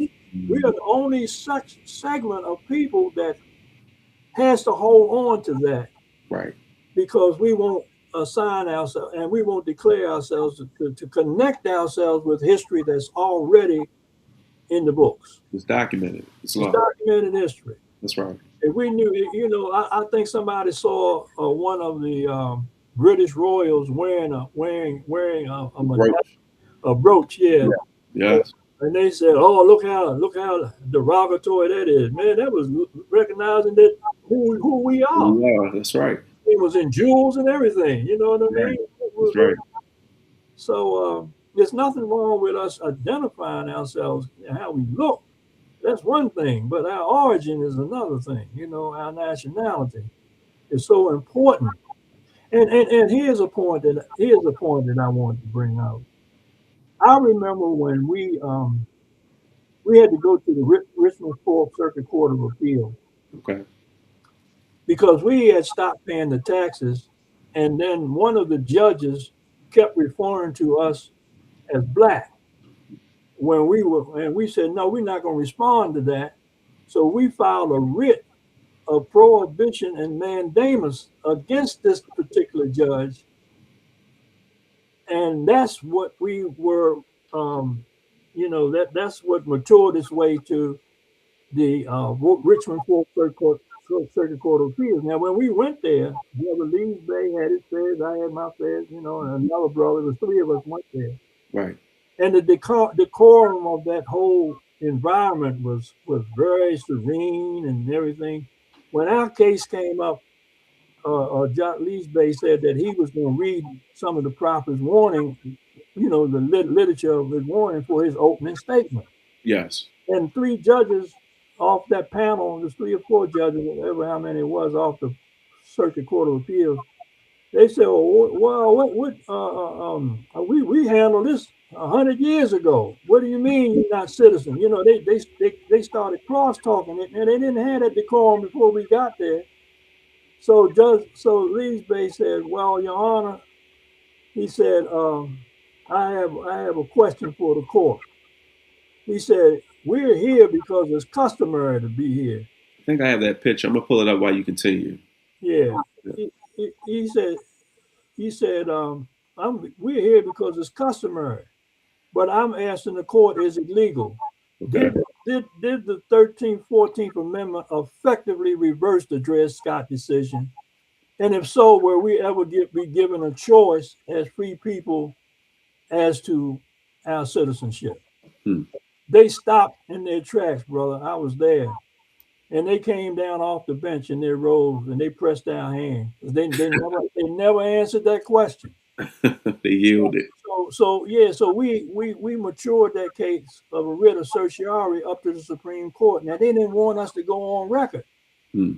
because it's still bearing, and it would have been we were uncovering the truth, Right. but we did get it on record, even though that our writ of certiorari was denied. We knew that. You Hmm. know what I mean? And then they came back, and nobody, all the people that they had charged, four different people, two from the federal government. I mean, I'm talking about members, Yes. and they didn't have to pay any of their money back, and Is and this, uh, and they weren't penalized. is this the image right here? Oh yeah, that's beautiful, bro. Yeah, that's when we standing outside the court, the courthouse. All right. And they say the Moors, right under that caption it says Moors discussing the case. Hmm.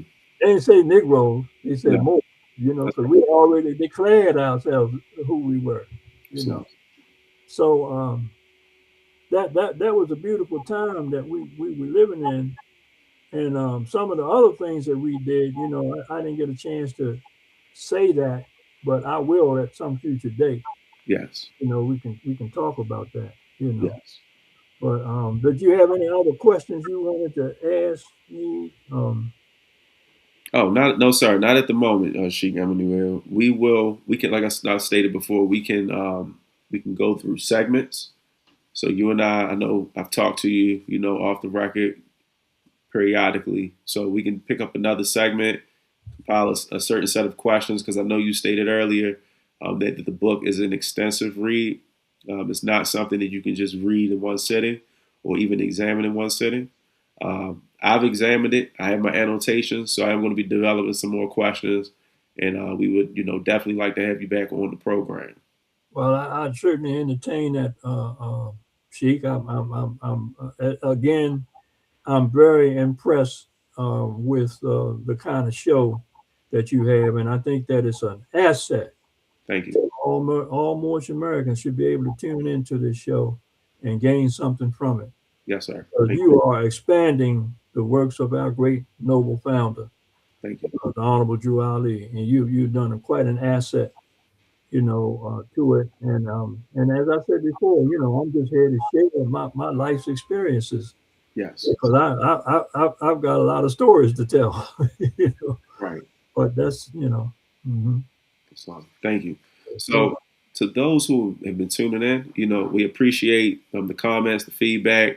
We also appreciate the chat. The chat has been very lively this evening, which is perfectly fine. If you have any questions pertaining to the Moorish Sense channel, pertaining to, oh yeah, also, I know I mentioned locally where brothers and sisters or just individuals can receive a copy of your record, Sheik Emmanuel.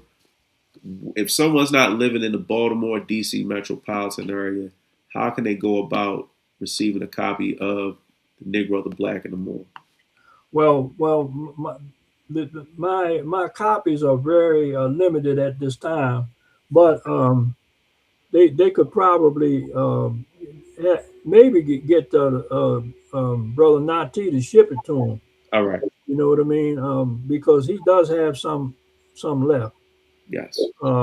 As I said before, this book was put together as an historical document. I wanted it to be a book of documents, but there's a lot of documents there, a lot to be discussed, and other things that we can expound upon. At least we've exposed everybody to a little bit of what's in that book, Yes. and and as they delve into it, they'll be able to get it. Like I said, I have limited copies now because it's almost time. When I was on Brother Nati at a radio program, when my book first came out, he said I predict this book will be a bestseller. Wow. And I see that this book is going to be years to come. It's going to be very important Mm. because I've got excerpts of a lot of books that are no longer in print, Right. and that's the reason why I put it in here because even the new ones that are being printed have left information out that was in like I got a book of the Great Conspiracy.